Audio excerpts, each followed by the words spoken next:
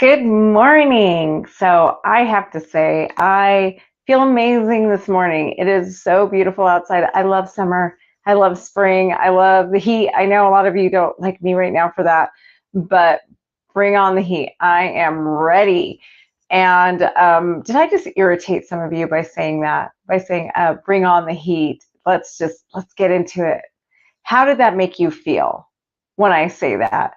What was the first feeling that really popped into your mind when I say, bring on the 90-degree weather, bring on the 100-degree weather? I'll take it. I am so excited for it.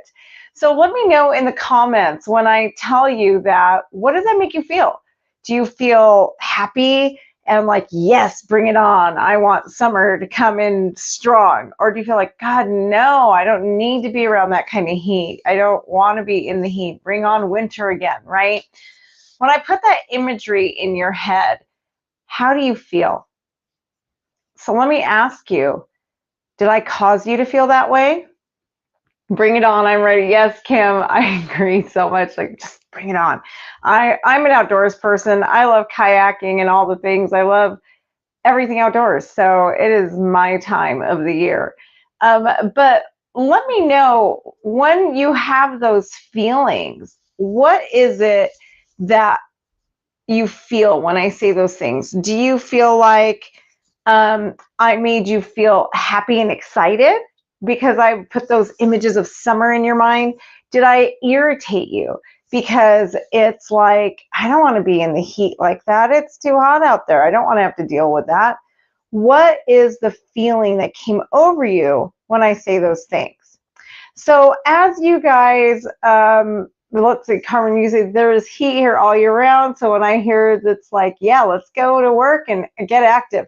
Exactly. That's how I feel too. It's like, it's my time to be outside. And now I keep thinking like all the things in the winter, how I didn't exercise enough. Now I got to get really back out there so I can go out and kayak. But it really makes you have different emotions, right?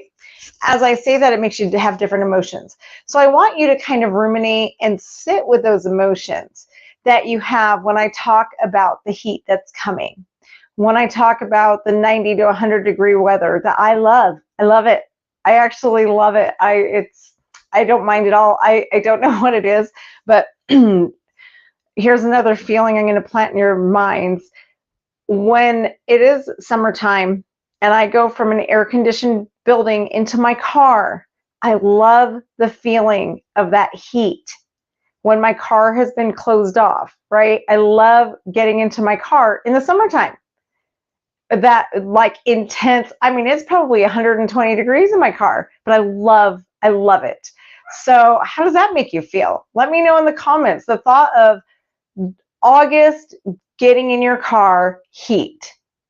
How does that make you feel? And how do you feel when I tell you that I actually love that feeling, right? What feelings, what do you think?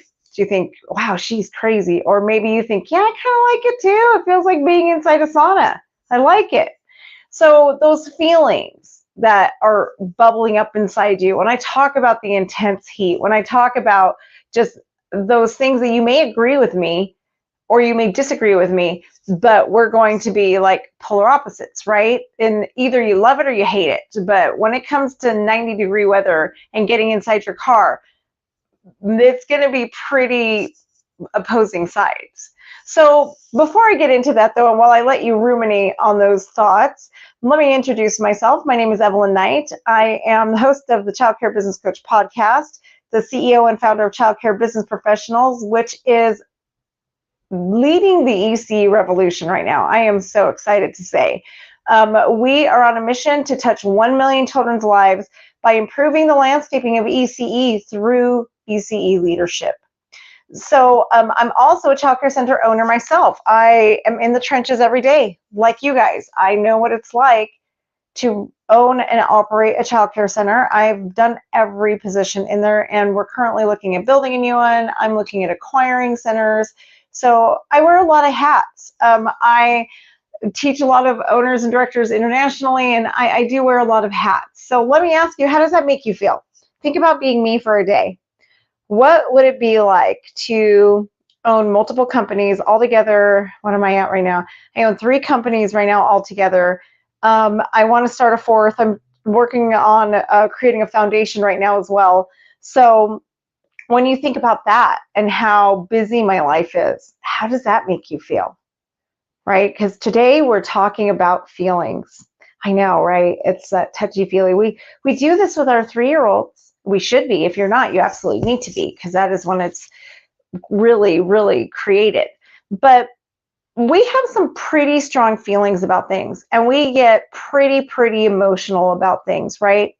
And a lot of times our feelings really cause a lot of bottlenecks. I almost want to say our feelings create the greatest bottlenecks in our lives. Feelings, period, not just our own, but feelings in general, right? There are several things that go through our mind every day that we're afraid to say out loud. We're afraid of how other people will interpret it. We're afraid of the feelings we're going to cause, that we think we cause in other people when we say the things we need to say. We're afraid of a lot of things, right? But we end up not saying things and not doing the things that we need to do in order to really be the people we need to be. Lately, I've been studying a lot on communication, and there's one, I guess it's like a little story that Susan Graf teaches that really has completely, I didn't want to even say change my life, to a certain extent. And it got to the point where this just literally 30-second story she told actually made me realize I have to teach an entire segment on communication. It was that profound for me. And I'll tell you the story that she tells. And I know it's not originally hers. I think it's kind of just like an old folks tale like the one I told last week, but I got it from Susan Graf just to give her credit. But basically, she tells a story about 2 gentlemen. One is about 45 years old and the other one's 35. And every year their company has a conference, and they live in different states, but they come together at this conference every year. And every year the 35-year-old, since he was 30, his wife calls him, she's not happy. And every time she says, when you get back, we really need to talk about our relationship. And the 35-year-old, this current conference they're in, is really just upset. It's like, oh, my wife, she always wants to talk about our relationship. She's always complaining, and it's just, I've been avoiding this subject for years. I don't understand. And the 45-year-old man says to him, you need to have that conversation. And the 35-year-old just resists. No, absolutely not. I don't want to bother with it. And the 45-year-old says, you don't understand. I am now divorced. And what you really need to understand is that your relationship is the conversation. So I want that to really sink in for you, because every relationship we have, where you are today, is pretty much the result of conversations. Our lives are created one conversation at a time. And that story really just hit me hard, because I realized that conversation that never happened, right? The 45-year-old is talking about, in his relationship, the conversation that never happened is the reason he is now divorced. The conversation that needs to happen is often the result of where we are today. We avoid so many conversations and topics because we don't want to hurt someone's feelings. We don't want to feel uncomfortable, right? We just really avoid these feelings that come from conversation. But when you really think about that, Susan teaches in her teaching that everywhere you are today, your successes, your failures, your marriage, your children, every relationship happened one conversation at a time, which really led me to think, wow, we all need to become experts at conversation. So I've done this huge study at this point, like I do. This is just me. When something like this hits me, I'm like, oh my gosh, now I have to study it completely and learn everything there is to know about conversation. So I've read several books now. I'm putting my own training together for our members on conversations. But last week and over the weekend, I had an ongoing theme that led me to this Mindset Monday. And yesterday, I actually got to talk to my niece. Actually, it's funny, I actually talked to three of my nieces, and ranging from 13 through in her 20s. And the same theme kept coming up. Last week, as I was coaching business owners, the same theme kept coming up. So when this happens, I kind of take it as a sign from God that this is what I need to talk to you guys about, right? That this is right now, for some reason, this is what we need to hear. So basically, we're all afraid to say the things that need to be said. We're all afraid to come out in honesty. And it really is because we're afraid of the feelings that we think we're going to cause, or that is going to be caused to us. So we avoid and we avoid and we avoid. But the problem is as we avoid these things, we're making our lives so much worse, right? And usually we take something that could have been a smaller problem and we just allow it to snowball. And then someone blows it. I know I have to say I'm guilty of that. I will just internalize until I blow up. And then I have regret, right? Instead of just approaching the subject from the beginning and coming in with the open and honest conversation. Conversations need to be had, and they can be planned out. Last week, I taught my members how to plan the conversation so that it doesn't feel so uncomfortable, so that you don't say things that you regret, right? So that you don't miss the points. Do you know how every single one of us have gone into a conversation, and then when you're done, you think about it and you just ruminate and it's in your mind and you can't stop thinking. And you're like, God, I wish I would have said this, and I wish I would have said that. Oh, and I forgot I wanted to bring this up, and I forgot I wanted to bring that up. Well, when you construct the conversations and when you have a construct to go off of, which is more important, right? Like just a template of these are the steps I need to take. These are all the things I need to think about. Those things aren't forgotten. And it really opens up the conversation to be a reciprocal conversation that is fair. I was talking to a friend yesterday, and I brought up this topic of conversations. And I basically was telling her, conversations are so important, and this is something I've really been studying. And she said, yes, but here's the thing to think about. She gave me an example of with her mom. And she said, my mom always approaches me and says, we need to talk. Every time, even as a grown adult, she's approaching 50. And she said, even as my mom approaches me, I get that sense of dread, because if my mom says we need to talk, that means I did something she doesn't approve of.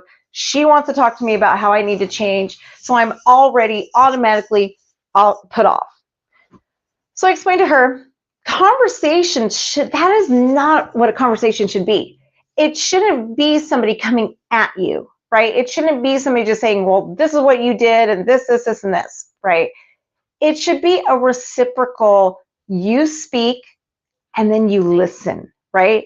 And I told her the problem is that your mom isn't listening. And we went much deeper into the conversation. She gave me an example of something that happened, and just a complete misunderstanding. It's like, but your mother is coming at you with her judgment, but she's not listening. Or first of all, before you come to anybody with any kind of judgment, you should be coming to them with questions and opening your mind to possible clarifications, right? I told a story about, let me think, one of the ones I told. There's so many stories I can think of that are going through my head right now, like which one to even pick from, right? But I did tell a story about my husband at the car dealership, where one day when I went to see him and he was a car salesman, he was yelling, what seemed to be yelling at a customer. He was showing her car and he was screaming at her. For me, I'm watching him up from the set of stairs, looking down. I'm waiting just to see him. I brought him lunch, and he's screaming at this lady. And there's other customers on the lot walking along. Everybody's staring at him. So when he came over to me, I'm like, were you just screaming at that woman? And he's all, well, yeah, she's deaf and she forgot her hearing aid. And I'm like, oh, okay. So that makes total sense, right? Now imagine if instead of me coming at him as, were you just screaming? And I'm not going to lie, I was condescending. I was just, were you just screaming at that woman, right? And I did it with a condescending tone. But what if I come to him instead of asking a question saying, I can't believe you were screaming at that woman. You are so mean. How could you be that kind of a person who would scream at a poor woman like that? You know, that was just rude. There's customers around, so unprofessional. I can't believe I'm married to somebody so unprofessional. That probably resonates with a lot of you, right? A lot of you have probably been treated that way. Instead, approaching him with a question and getting clarification really probably saved us from what could have been a pretty big fight, right? Now imagine everybody's perception around there. People create these stories based on their perception. And then we get these feelings, right, based on our own personal experiences, which leads me to my main point. Your personal experiences do not define what's really happening in the world. So when I started this video, I asked you, what do you guys think and feel when I tell you that I like locking myself in a 90-degree car? Or when it's 90 degrees outside, I like going into my car. I love going in, not turning on the air conditioning, shutting the door, and baking. A lot of you probably got these feelings of, oh gosh, no, that is awful. And I asked you, how did I make you feel? Well, I didn't make you feel anything. I did not make you feel anything at all. Your thoughts, your personal life experiences is what made you feel the way you felt. I am not responsible for how you feel, and you are not responsible for how anybody else in the world feels, right? Your actions are not responsible for causing anybody to feel anything. Their thoughts and their personal experiences are what is responsible. Now, there could be somebody who lives in a nation, I don't know, like Greenland maybe, who's never experienced going into a car at 100 degrees. They're not going to feel anything when I say that, right? Because they don't have the experience. So their thoughts aren't going to lead them in a certain direction. If you like the experience like me, it's going to make you feel like, oh, yes, I love, it's like sitting in front of a warm fireplace. But or somebody else is going to be thinking you are absolutely crazy, and it's going to make you cringe at the thought of it, right? It's our personal experiences. Let's take the example of a campfire or a campsite. If you're somebody who has had an awful camping experience, can't stand being in the outdoors, right? And I talk about the sitting around a campfire in the middle of the forest at night with nothing around you for miles, no other campers. I like to camp remote. I prefer no people around me. So to some of you, that's like, oh goodness, no, that is terrifying. And if you've had a bad experience camping, it's going to elicit those feelings that are negative, right? But then for those of you who may have grown up camping and you just have those warm, wonderful memories of camping, for those of you, it's going to elicit these warm, amazing feelings. Your experiences cause you to feel something. Nobody can make you feel anything. You choose how you feel every single day. The people you're talking to choose how they feel every single day. It is your personal bias and experiences. That's why it's very important for us to approach conversations aware of the fact that people are going to misinterpret what you say because all of our life experiences are different, right? And really understand and try to make yourself clear. The other thing is, it's also important for us to approach these conversations very cautiously and remind ourselves that our opinions are not exactly right all the time, and that we are constantly forming stories in our head based on limited experiences and judgment calls, right? We are judging people based on our limited knowledge. When you really approach things with that in mind, it does help you not to be so judgmental. It helps you not to be as angry with your staff. It helps you not to be as angry with everybody in the world, really. It's so important for us to lose the judgment and question the narratives in our own mind in order to really listen to what people have to say. Communication isn't just about how you say what you say. It's more about listening and letting go of your personal interpretation of things, right? Because your personal thoughts are what are forming these. And as an owner of a center for many, many years, a director and owner altogether, I have had to get in between lots of employee disputes. One of the things when I have employees disputing that we do is I bring them into the room and I make them hash it out. I facilitate it. I don't just let them argue. I facilitate, and that's where I feel like I put my therapy hat back on. I'm like, with my degrees in psychology, I always tell myself I really never wanted to practice. But when my employees are arguing, I feel like I am in a marriage counseling session oftentimes. But 90%, gosh, I can even say 95% of the time, when I bring two employees in who are in the middle of a dispute, it is always a misunderstanding. Always. Somebody misinterpreted something. Somebody makes assumptions based on their personal experiences.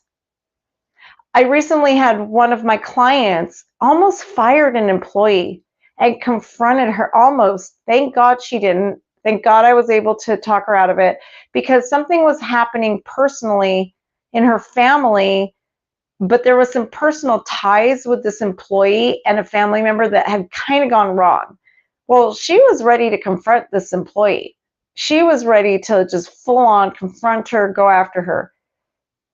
It turned out that it wasn't her, but this client was so convinced that it was this person, that she was really angry and actually called me to construct the write-up.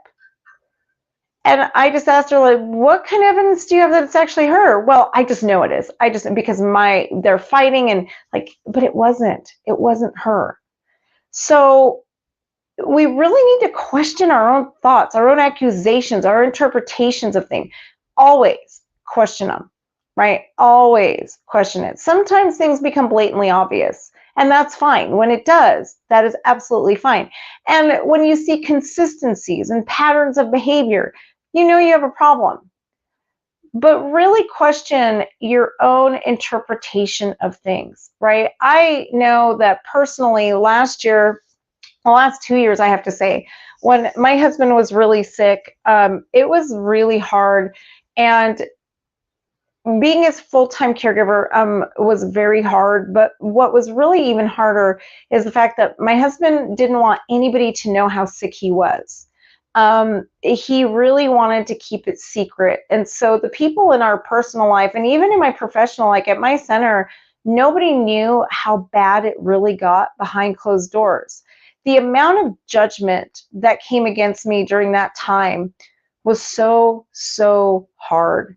It was just to the point that I've lost a lot of respect for some people that I used to hold in higher regards because of how they judged me. They had no idea what I was going through in my personal life behind closed doors, how exhausted I was, how heartbroken I was.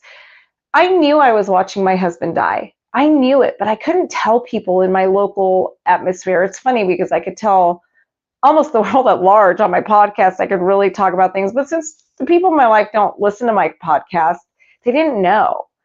And the amount of judgment I got was really eye-opening to me. I was accused of a lot of things, just being detached, not being there, not caring anymore. It was a lot of things that I was accused of, and it destroyed relationships that I've had my entire life, because people basically made judgments based on their limited knowledge. The problem is that with every situation in life, every one of us is going to make up a story. We're going to create a narrative. If you leave holes in what's happening, people are going to fill those holes, and usually it's not good when they do. People, a lot of times, they project, and they kind of get in this either, oh, well, somebody did this to me before, so you must be doing that as well, or they know, if I were in your situation, this is why I would be acting that way. And they project and they form these stories. But the thing that is scariest to me is, as they form these stories, it is like truth to them. It is like the honest to God truth, and they'll start gossiping about it. And I mean, I heard all sorts of things. Like, I can't even begin to tell you, like, the things that are going through my mind right now, the things we were accused of, the things I was accused of as a leader, because I had to stop showing up for a lot of things, right? And then after my husband passed and everything really came out into the public, I got a lot of apologies. But at that point, to me, it was like, I don't need you in my life. If you had to judge me like that after knowing me during this time, I basically wrote those people off as toxic and realized I don't need them in my life. So I've really lived this, I have to say. I've really lived, and it's really brought this new light into my life where I try not to make assumptions about anybody, because you don't know what they're going through. You don't know what is driving them to do the things they're doing. You don't know the personal struggle or what's happening behind closed doors to put them where they are, right? Now, that being said, it doesn't mean that we can really just forgive everything. I mean, we do have businesses to run. And unfortunately, I have had to fire people who are in awful situations, because bottom line is, our centers have to come first. The children have to come first. And sometimes the timing in somebody's life makes it so that they aren't showing up for what is best for the children, right? And that is when it's really hard to show up as a leader and to have those conversations. But we have to have these conversations with transparency and honesty. And know that the feelings that those people feel, what is going on, it's not your fault. It is not your fault that somebody feels sad. It is their interpretation of what is happening that makes them feel sad, right? You cannot cause anyone. It is their life experience, where they are in life, that makes them feel a certain way. So I want to challenge you, as I close out on this, to really just ask yourself, where are you really just misinterpreting what someone else is thinking? Someone you might be judging, right? Or what conversations do you need to have that need to happen now? One of the challenges that was given to me that was pretty big is, if you, and what I want you guys to do is, when I say this, I want you to be prepared. Something is going to pop into your mind. As it pops into your mind, don't let it go. Write it down, and this is what you need to run with now. What is the one conversation that needs to be had right now that is really troubling the back of your mind, and who is it with? If you don't have this conversation, what is going to be the result? Right? What will be the result? So that is my challenge to you right now. Write down, what is the one conversation you need to have right now that is causing your life some bottlenecks? Who is it with? And what is going to happen if you don't have this conversation? So I know this is kind of heavy today, but it really needs to be said. If we're really going to move forward and be the best we can be, we need to learn how to have these really hard conversations, right? And we need to get comfortable with having them. We need to get comfortable with showing up with transparency and honesty and saying the hard things. So I hope you guys do the work today, and I really hope that this just helps to improve a bit of your life, and it helps you to close the door on something that needs to close and move forward in a direction that is a lot easier to live with. Have a great rest of your day, everybody.